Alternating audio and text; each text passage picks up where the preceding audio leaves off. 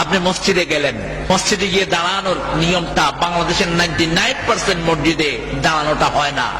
যেটা হয় এটা সুন্নাত বিরোধী। সাহাবায়ে কেরাম দাঁড়াতেন পায়ের সাথে পা মিলিয়ে, মধ্যখানে কোনো ফাঁক থাকতো না। আর আমাদের ঢাকার বারোয়ানি মসজিদে ইমাম সাহেবেরা ঘোষণা দেয় 4 আঙ্গুল ফাঁক করে দাঁড়ায় না।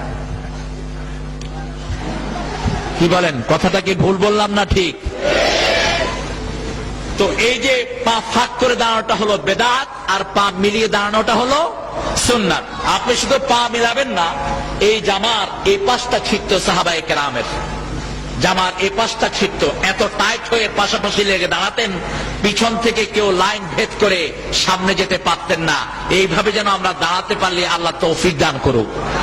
হাদিসে এসেছে কাব বিল কাব, কাতেফ বিল কাতেফ, টাকনুর সাথে গোড়ালির সাথে গোড়ালি, আর কাদের সাথে কাঁধ। এইভাবে আপনি নামাজে দাঁড়াবেন। নামাজে দাঁড়িয়েই আপনি সানা পড়বেন। অনেকগুলো সানা বিশ্বনবী সাল্লাল্লাহু আলাইহি ওয়াসাল্লাম পড়তেন। আল্লাহুম্মা বাঈদ বাইনি ওয়া বাইনা খাতায়া, আপনারা হয়তো শুনেছেন। আব্দুর রাজ্জাক সাহেব বোধহয় ওটার উপরেই কথা বলেছেন, জান্নাত জাহান্নামের কথা বলতে গিয়ে। তো দোয়াগুলো প্রায় 8 রকমের দোয়া পড়তেন মুহাম্মদ সাল্লাল্লাহু আলাইহি ওয়াসাল্লাম। এর মধ্যে কখনো কখনো ইস্তিগফার পড়তেন, ইস্তিগফার, আস্তাগফিরুল্লাহ রাব্বি মিন কুল্লি যামবি ওয়া আতুবু ইলাইহি। কখনো কখনো সুবহানাল্লাহ, আলহামদুলিল্লাহ, আল্লাহু আকবার পড়তেন 33 বার করে। এটা আপনারা পাবেন নাসিরউদ্দিন আলবানীর কিতাবুস সালাতের ভিতরে।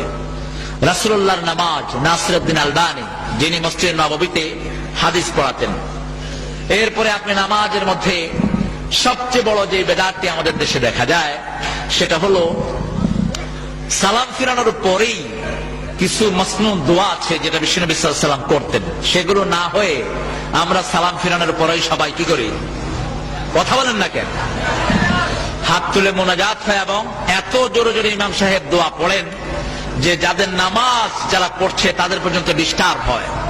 এতটাই মূর্খ যে কোরআন শরীফ পড়া, যেখানে নামাজের পাশে আওয়াজে কোরআন শরীফ পড়া হাদিসে নিষেধ করা হয়েছে, ঠিক কিনা বলেন? কোরআন শরীফ যদি কেউ আওয়াজে পড়ে তাহলে সেখানে তার গুনাহ আছে না নাই?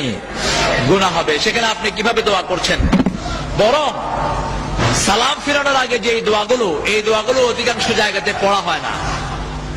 এরপরে আপনি দেখবেন নিয়তটা বেঁধেই সূরা ফাতিহা শুরু করা হয়, আল্লাহু আকবার, আলহামদুলিল্লাহি রাব্বিল আলামিন। তার মানে সানা বোধহয় বাড়িতে পড়ে আসছে, সানা মসজিদে আর দরকার নেই। এই হলো অধিকাংশ জায়গার অবস্থা। তো আমরা পার্সোনালি যে সমস্ত জায়গাতে সুন্নতের নামাজ নেই, সল্লু কামা রাআইতুমুনি উসাল্লি, এগুলোতে আমরা রেগুলার নামাজ পড়বো না। আমরা রেগুলার নামাজের জন্য ওই মসজিদটাকে বাছাই করে নেব যে মসজিদের সুন্নত অনুযায়ী নামাজ হয়। রাজি আছেন তো আপনারা?